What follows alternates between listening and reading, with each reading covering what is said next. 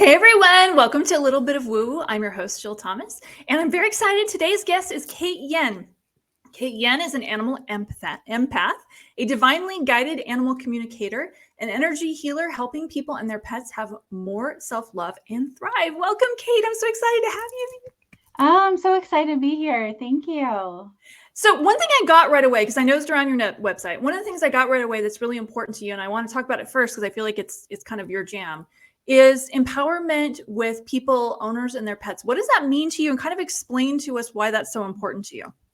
Yeah, so I have loved animals my whole life, and I've always been able to have this special connection with them, and always been someone who has tuned into their messages and felt very connected to them. So I think of animals almost as angels that really come to Oh. us for a reason, that are sent from above to help us on Mhm. our journeys. So I feel like our animals are here to help us live our best lives, and they come to us for a specific reason at a specific time. Ooh, I love And that. they really can help us so much more than we know. And they're more aware of what we think, and more than just someone that we take care of. Part of our soul family, really part of our journey here as guides and teachers as well. So I think of them more as like mini teachers and very important parts of our journey, besides being just a pet. I love that because I was thinking about the client the other day who was like, he was asking me about the animal distribution system. You know, I know Mhm. that's kind of a joke, the animal distribution center. She said that she was at her in her living room and she could feel a knock on the door, and she's like, I knew I didn't hear a knock on the door, so she's like walks up to the door thinking, who's outside, right? And there's a dog on their porch, tail wagging, just walks in. Hey, where's my bed? I just want to let you know it needs to be wet food, not dry food. And it's just moves in. She gets up with goes up to the Wow, dog. that's And amazing. I hear these kind of stories all the time, and I wonder if that pet distribution system is a thing, or if that's kind of what you were talking about. Yeah, I definitely believe that. I wish that would happen to me. When I was younger, it used to happen a lot more with the strays that we would adopt and take in. And sometimes we'd have I remember a few times other cats would leave the home they were in and come to us.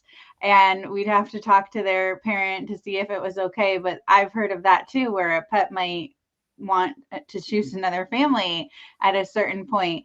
But yeah, I think they do come to us for a reason at a specific time, and that's just a beautiful thing. And to have them choose you, it's such a blessing. So tell me Yeah. about some of the reasons they might come. Let's talk about that. Yeah, I think to help you get to a next level, to help you make a change, to help give you courage, to help you heal. They're healers. Many of them have healing abilities, just being in love itself, to teach you unconditional love, to give you love. And there's lessons that they teach you. And I would ask everyone to look at every pet they've ever had and think of what was the lesson that you learned from them, and what did you teach them. So if we're here as souls and everyone has their own journey and their own lessons to learn, what their jobs are might seem small to us, but they're very important to them, because our animals, their home, being in the house, that's their entire environment. That's where they stay most of the time. So everything they do in there has a purpose and a reason, and it's very significant to them. If you move a couch or something moves in their environment, it might really impact them, and you might not think twice about it. So I think being more aware of what their needs are and what is important to them will help you have a stronger connection to them. There's so many reasons they can come to you. And I think just doing our best to help them live their best lives too, so better serve us, would help everyone. But yeah, they can come for any sort of reason. And I had a cat who was 21 years old. His name was Perry. He was a rescue and he was deaf, but I always say that he heard with his heart. He's all white and he heard with his heart. He was definitely an angel, divine masculine energy. I love this cat so much. for so many years, but losing him was very difficult, very hard. He passed a couple years ago, and I really miss his presence in the home, but I still feel him around. And I know the next cat will come to me at the right time. And I'm manifesting a cat right now because I'm a cat person. I love cats so much. And most of the people I work with come to me with their dogs, actually. So I worked with a lot of dogs. But I also love working with cats and horses and all different sorts of animals. But they do have a very big purpose for coming to you, even if you don't necessarily, they're not your pet and you haven't adopted them, but it's someone else's pet, but you have a strong relationship with them. They could still be working with you in a different way than they're working with someone else. Wow. So the way they work with different people in the home is different. And I've seen that all the time. It's almost like, and their personalities can totally change around someone else, which is interesting too. Interesting. So it almost sounds like I'm almost hearing you say, and don't let me put words in your mouth, but they're like counselors. Like like because I do hypnotherapy and I'm an intuitive reader. I talk or speak differently with certain people than I do with a different client because of just I shift to use a lot more of their languaging when I'm trying to help someone with a challenge, because I know if I use their words, they're more likely to hear it. Yes. So is that Yeah. kind of what you're saying with the dogs and the cats? Yeah. So dogs have a certain like caninality, and feline have a felinality, and around different people it might adjust. And they're also mirroring you and mirroring their people. So for example, if someone comes to me and they say, "Oh, my dog has a lot of anxiety," I'll just ask the question, "Do you have anxiety?" And most likely, yes, the issue a dog might pick up on is something the person has too, or the dog is holding on to some illness or sickness or energetic thing for the person. Yeah, let's talk about And that one, because that one comes up a lot. Tell me Mhm. about sickness or illness. Can dogs and cats Yeah. actually cure? I know we can't say the big C on air, or else YouTube will block this video. Oh, okay. But no, I just kidding. But what can these animals do for? How They can we can talk about do, I believe, in my experience and what I've seen, that they can do so much for us. And there's so much that we do not understand. But I would invite people to be open and to have an open mind and heart to the idea that they can help with your healing process. And healing is not curing. I'm also an energy healer. And True. what a lot of my messaging comes through as an energy healer. So people come to me and for an animal healing session, and it works through Zoom. It works with intention. It's all positive energy. As an energy healer, I have healing touch for animals, healing touch background, different energy healing modalities. And when I was doing all the energy healing is when the messages would come through, and I would see pictures or I'd hear messages from the animal. It's up to the animal what they want to share. Fair But enough. yes, they can help absolutely with our healing process. I believe they can hold on to things energetically for us. And I've seen it. And I don't want anyone to feel like it's their fault if their pet gets sick, or they're like, oh, they blame themselves. It's not like that. That's the animal's choice to help. And they might take on something for you, that energetic baggage, for example, or hold on to something. Like I had a cat once, and he had this very big, I mean, he was 17 years old, but he had a huge tumor. Mhm. I think he was holding on. He took something for someone else in the house. That's just what I think, that he ended up sacrificing himself, like to take it, to help his pet parent. And that's just something I can't prove, but I just had this feeling that he did that. And of course, they can get diseases on their own that has nothing to do with us as well, and we just help them through it. And I think energy healing helps along with veterinary care. I don't think energy healing is a replacement for veterinary care, but at the same time, I've learned from the animals when they come to me that they would like to have more of a say in their care. And sometimes they don't like having all of these different medicines and these strong dosages and being prodded and poked at and rushed through a system. might not feel comfortable in that environment, and they would prefer to have more of a say. And sometimes most people are intuitive, I would say, and especially with their animals, to know we're not going to do that. Or just to ask your animal, just say, is this something you want to do? Is this the path? So, for example, let's say the veterinarian gives you a plan, a healing plan or a health plan. Go home, don't make any decisions right away, and go over it with your pet together closely and decide, do we want to do this? And then also decide, how is this dosage? Does this work for you?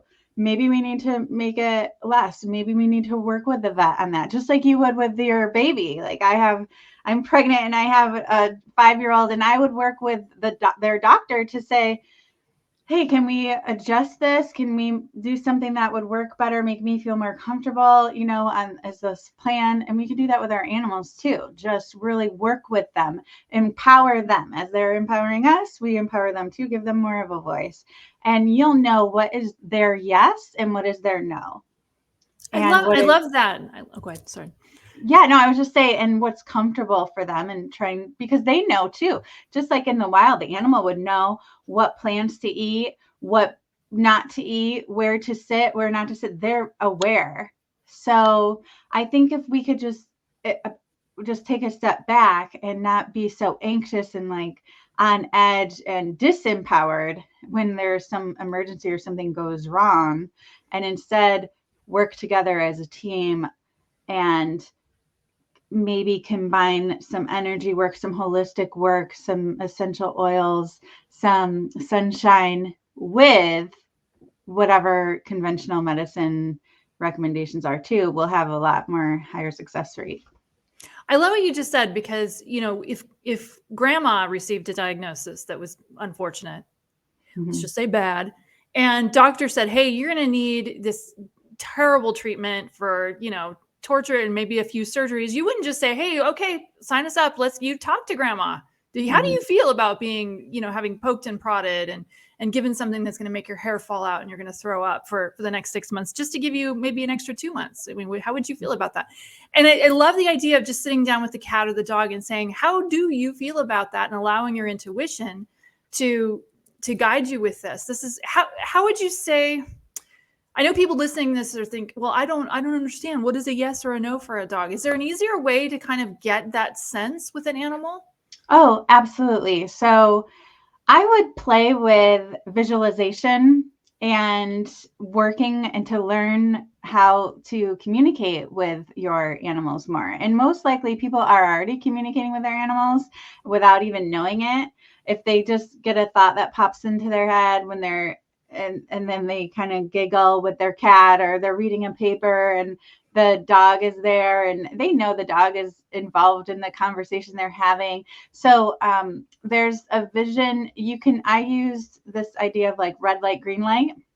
So you can imagine a traffic light. If it's a green light, it's a yes.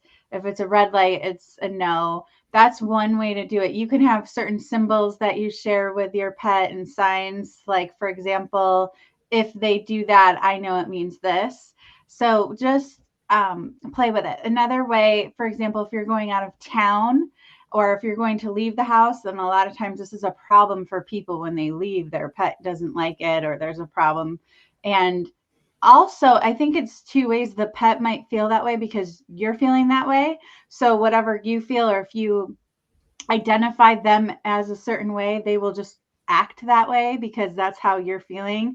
So they're, remember, mirroring us and how we feel and what we're thinking about. And they can read pictures too. Let's say they're aware of this consciousness, this field, and they can see let's say they can see what's on your mind. They can see pictures. That's why it's important to match our words with what we're thinking with animals, because sometimes people will say something and think something else, and then it confuses the animal.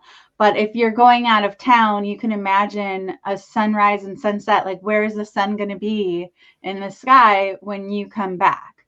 And that's a good way to tell them. Or how many times is the sun going to set before you get home if you're going away? So just kind of sending them pictures, and practice sending them pictures, mental images of where you are, what you're doing.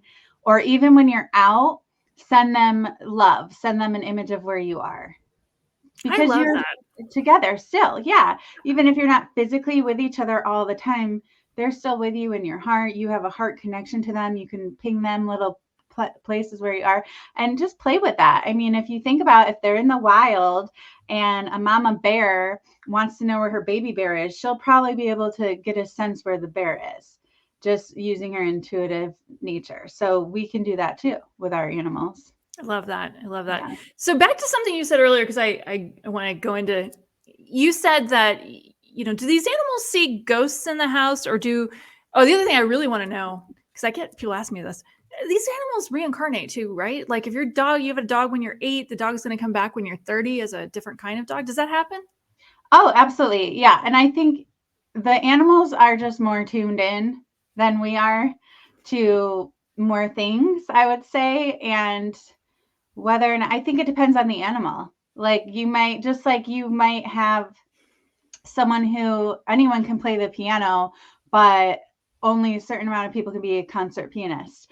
So that's a way to look at it. Like anyone could probably tune into that, but some people might be really good. Some animals might be really good at it. And yes, I think it's again, it goes back to their choice if they want to come back or not. Sometimes when an animal is crossing the rainbow bridge, and I do a lot of sessions like this right before they pass, and the person wants to know, are you going to come back? And sometimes they haven't made that decision yet, or it is a no, or it's not. They want us to look at it more like they can't really even leave because that's their spirit. Just like, their spirit, there's so much more. All that's happening is they're losing their physical body. That's all that's happening. So it helps people more if they have like a picture or a stuffed animal or something that they feel like that animal, a piece of them is still with them when they are gone, but they're never really gone. So to say that they could come back, but you could tune into your cat you had when you were 6 years old anytime. They're never gone. So they can still work with you and help you, and they do. Oftentimes when there's a problem, or maybe there's a cat or a dog in the house, it's doing too much. It's burnt out. Like there's so much that the dog is doing. It has so many jobs. There's so much going on. I'll say, let's bring in your cat or a dog. Have you had one growing up or a special one to you? Yes. Okay. Let's ask them for help. So then we ask the animal that's crossed over to help that give this other animal some rest and take some of the load from the other animal. And that we do sometimes, and it's helpful. So just remember your animal, maybe a piece of them could come back, like splice into like another body. Or I think that happens where they might direct us to another pet and help us lead us to another pet, and it's not necessarily them, but they might have a piece of them. Does that make sense? That does make sense, and I love the way you described it, because that kind of takes the pressure off them. Like, but I really need Fido to come back. It doesn't need to be Fido. It can be, it can be Carol. It's Yeah. okay. And Carol could have a friendship with Fido, and Carol could, see Fido, and Carol could just be a surrogate Fido in some ways, but also help you in different ways. Because why would you need him to come back when you've already learned your lessons with him? His work with you is done in that Interesting. case. Yeah, Yeah. interesting So perspective. yeah, and I would say also you worked with them in other places and spaces before, maybe in even other. I mean, I think again, this just goes back to opening your heart and mind and being open to the possibilities of what your relationship with that animal is, and how it could adapt and change. And I think deep down, you'll know, even at the time of their passing, that it's not the end really. They're often so much happier to cross the rainbow bridge, and this happens so many times. They're so happy to go back home and to help you in a different way. Really, they can help you more after they cross the rainbow bridge, because they can help arrange things for you, work on a higher level to help you meet people, to help guide you at different places, to help opportunities come up for you as really more of an angel, even more so when they cross over. So no, you don't have that physical maybe connection to them when they cross, but you have so much more of a connection in your heart if you're just open to it. You can write letters to them. You can ask them to visit you in a dream.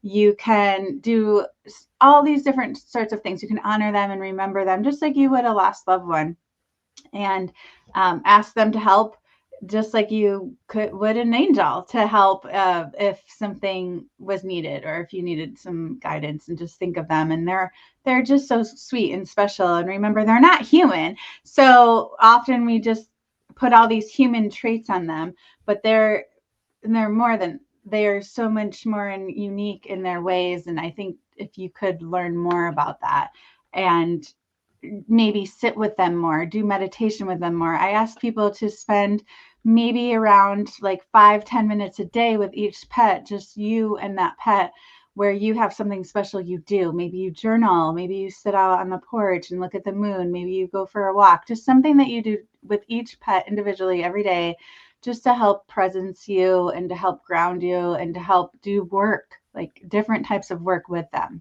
Because just sitting with them and petting them, that's their work that they're doing with you. They're helping to regulate your system. They're helping to help you calm and be more in your body. They do so much for us, and it shouldn't be rushed through, right? Just their time with them. Instead of worrying so much about when they're not going to be here or how it's going to end, they want us to be more in the present and honor our time and our memories together. So often at the end, people are worried, like, oh my gosh, is there something I could have done differently? I shouldn't have done this, or shouldn't. They're questioning everything, or they're regretting how it ended. And the animals, they just know their time is their time, and they don't want you to get hung up on the details of how things happen.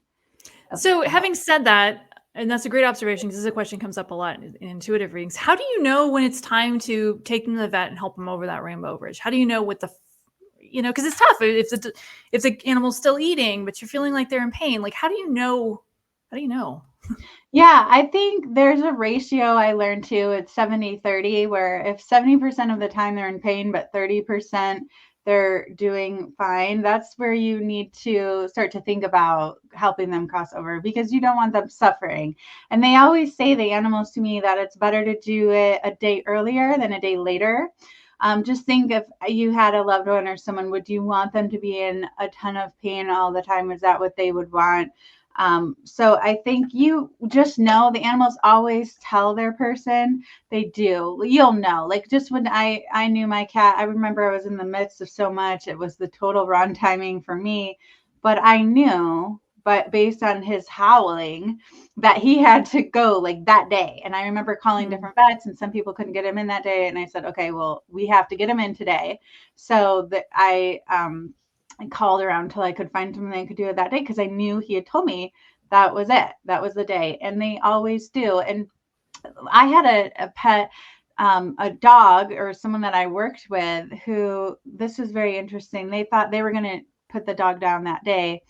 And something told her, she had done a session with me before, and she called and said, can you just get me in today? I need to talk to you. I have a nudge to talk to you. So we did a healing, and I just kept getting from the dog, he wasn't ready to go. But they had an appointment, I think, because of all the stress. Because sometimes, here's the thing, it's not that the dog wasn't telling her clearly, it was that she wasn't present, because there was so much stress, because she was worried about all the previous things that had happened and wasn't able to connect clearly with their dog at that time. But she did get the message to call me. So she did get the message to call me, and I got the message he wasn't ready. And I said, this dog's not ready to go. Are you planning on a trip or something? And they said, yes, they were going to go on a trip at the end of the month. I said, this dog wants to come with you on the trip. And this is a dog that had camped with them. They were like very nomadic family. And so the dog wanted to go on this trip. And they said, okay, I guess the dog's coming. We'll figure it out. Get a wagon to put the dog in, whatever, special vet. And they had a great time. The dog made it, lived long enough to go on this camping trip. And it was beautiful. It had all these pictures, and then came back. And I think it was like 6 more months before he crossed the Rainbow Bridge, but they felt very complete with that.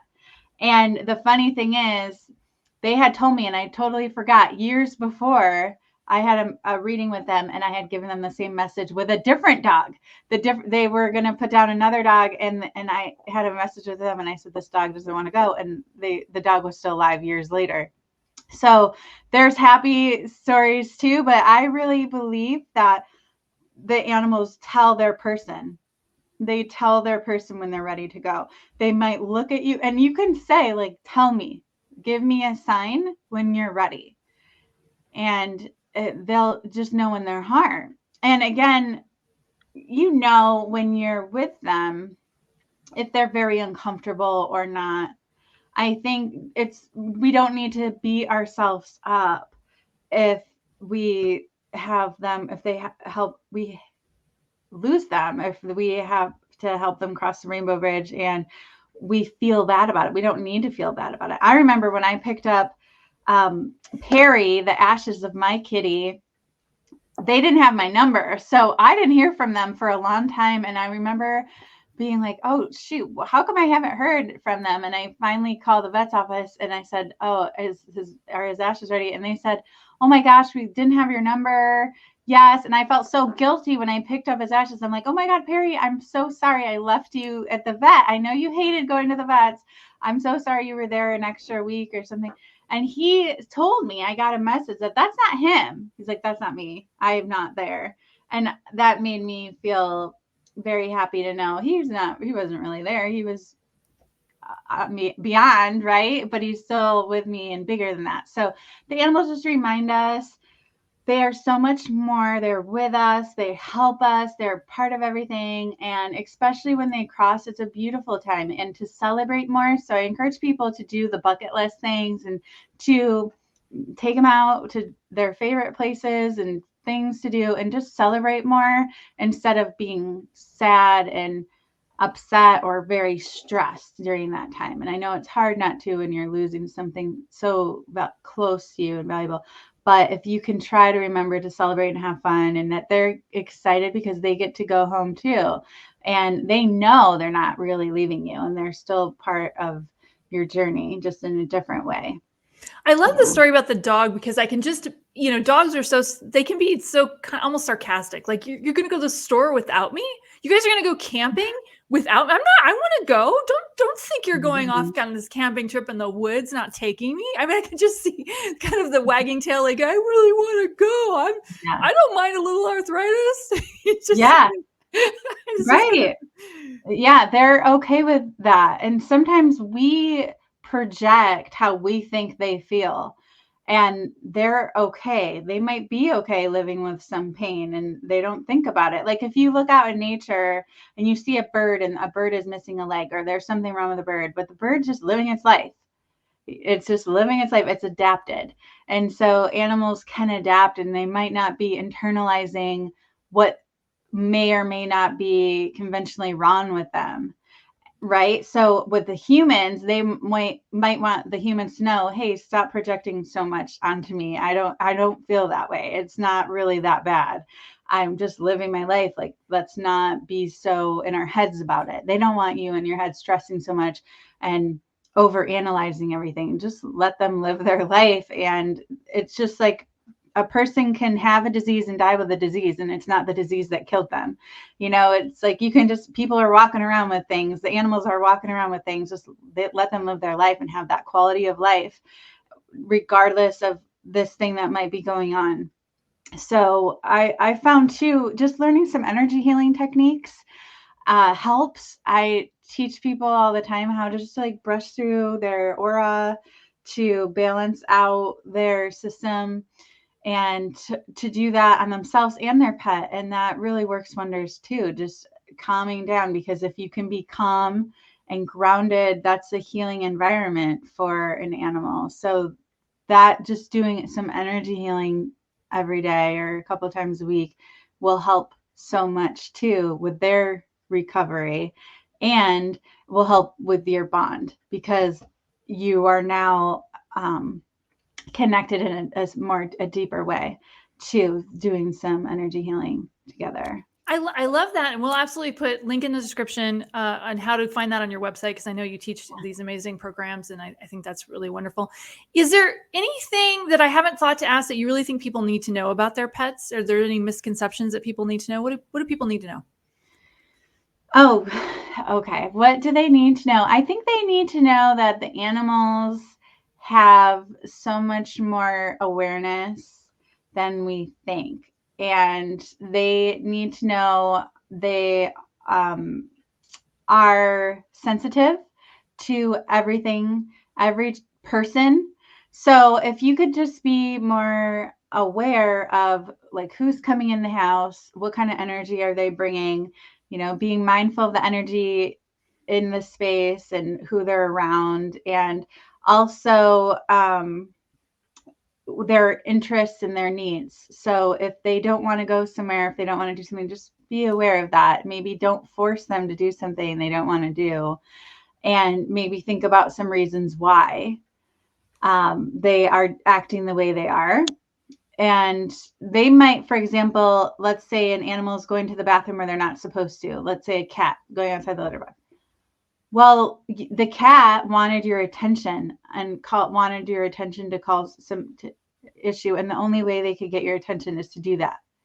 And often, if you took a moment to think, wait a minute, was there a change? Did something change in the home or in the house?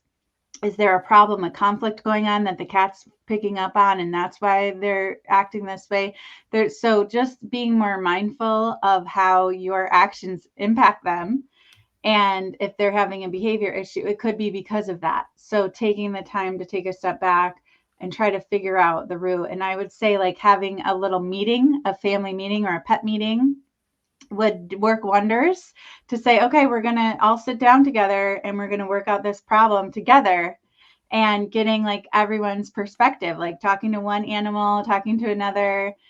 Another thing that would be great is if to understand the animals want jobs to do and to figure out who's doing what job, especially if there's multiple animals in the home.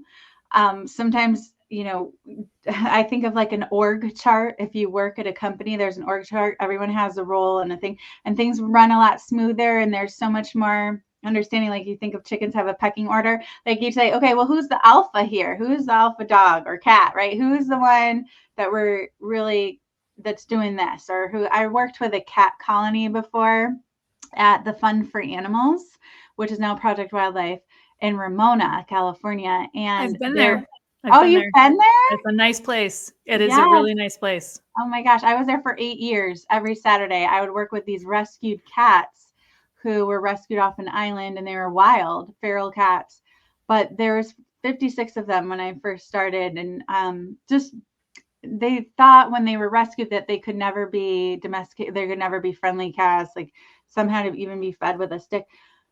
Love is healing. Energy healing is healing, because through energy work and through love, these cats were so friendly, many of them, and they would come up to you. But I got to see these cats all have different jobs, and how some were more alpha and some were a different way, where they would all do different jobs, like police the area, like they all had a little job that they did, and it was so fascinating to watch. Even birds, if you watch the birds, I watch these doves by my house, and I get to see how they work together, and then they work with the hummingbirds and how they all are doing jobs. And if you observe more your animals, you can see there's more happening. Observe where they sit in the house too, like a cat, where are they sitting? Just because they're sitting sleeping, they're working. They could be balancing the energy of the home. There's things they're doing. And so respect their space. And I would say sometimes animals want to be left alone, or they want some privacy, or they want their own hiding spot. Just respect that. Or they want a place to climb. A little change like that can help so much. Getting a place for them to have that's just their own, a little place in the home, would work wonders and help their behavior so much, and help them be calm. So just listening to them more. It's important for you to know that if they come up to you, let's say you're working and your cat or your dog interrupts you, I resemble that remark. Yeah, they might be more aware of what's going on with you. And as your caretaker too, is in a way, they might say, you need a break. You need some water. You need to get up. You need to play, because sometimes that act of play is going to raise your vibration. It's going to help you. It's going to help you get more regulated and get a little fun in there, because they want us to have more fun. They want us to enjoy life, and they're here to help on that path and to help us do that. And they don't want you to stress out so much. They don't want you to stress out so much about their health or all of these things that could be going wrong, or your health. Like, they just want you to have fun and have more joy and get to know them on a deeper level and meditate with them or do visualization exercises with them. Just do something that can help your bond. And they want you to be happy. They want you to do the things that make you happy. Because the number one question I get asked is my pet happy? And they would say, are you doing things to make yourself happy? That would make me happy. And then I love that. I love that. We talked a lot about dogs and cats. And one thing I did want to ask before we close this, tell me about horses. I mean, dogs and cats' energy is very different than horses. Whenever I've done, occasionally I do intuitive readings and people's pets show up. And I'm not like the same skill level as you. So please don't book an appointment thinking I'm going to be able to read your pet. But a horse butts in and I'm like, this energy is really different than the dog. Talk about that. Talk about horse energy. Yeah, I worked with Tearson Horse Rescue in Ramona as well. Right by the cat rescue, I spent a summer with these horses. And horse energy is very powerful, very heart centered. They're very sensitive. I think of a horse and I just think of their huge hearts, their heart, working in their heart area. Just they're so sensitive to your emotions. I think it's a beautiful energy. I always think of horses and I think of connecting them to if we have a higher self, and the horses have a higher unicorn. I would imagine them with this beautiful unicorn type energy, like sparkly love, and just I think they're really from another world. I think horses also have it very hard on this planet. I think this is not an easy life for a horse. In so many ways, I think they, like a lot of animals, are ambassadors to really for their species and to teach us so much, to help us in our own healing, to be present when I work with horses. I feel very amazed at just the power there, and the awareness, and it's almost like they're magical too, I would say. And anyone who works with horses a lot, they understand them. And I think they have a special bond with their person too, and they're doing work with them too. I think it's just, but at the same time, even though it's a different species, it's still a being. So they are working with you in ways that you might not even know. So you might be doing the physical act of like riding a horse or training a horse for something, but at that same time, they're doing healing work with you and they're helping you work through an issue just the same way any other species of an animal could help you work through that issue, like a lizard. That. Yeah. Final question on this issue, and not to get all weird, but like I've always thought of, if I was thinking of animals as interplanetary beings, we'll just use the word aliens. I always thought of like horses as being from a different planet than the cats and the dogs. Do you see it that way, or is that kind of just in my own imagination? Yeah, no, it's so funny you say that, because Diana Cooper, I worked at Hay House for 10 years as their associate director of content marketing, and I got to know all of these different authors, and Diana Cooper was one who does talk about that, how the animals are each from different planets or areas. And I thought that was very fascinating. I think that it's called like Archangels and the Animals. But she talks about that, where the animals being from different places. And I'm open to that idea. I think that's interesting. I know one of the things I learned about that is I remember hamsters when she explained hamsters, she was saying they're to help, their purpose as a species to come and help children with adjusting to this world. I know. And we have a little hamster. Yeah. So I remember that was being really sweet. Like the purpose of, the hamsters as a whole. And if the whales holding records for humanity and the whales being so important. And something else I learned from her is about the whales and the rhinos and certain species that are going extinct. They're doing so much for the planet, and elephants. And they're these big, huge animals that are actually doing so much for the planet that if you were to lose these animals, it would really be a detriment to the earth. So we should do whatever we can to preserve these species of these amazing animals. And in other parts of the world, they really believe the animals are connected. I know Linda Tucker, she's one of my favorite authors from Hay House. She wrote The Mystery of the White Lions, which was one of my favorite books.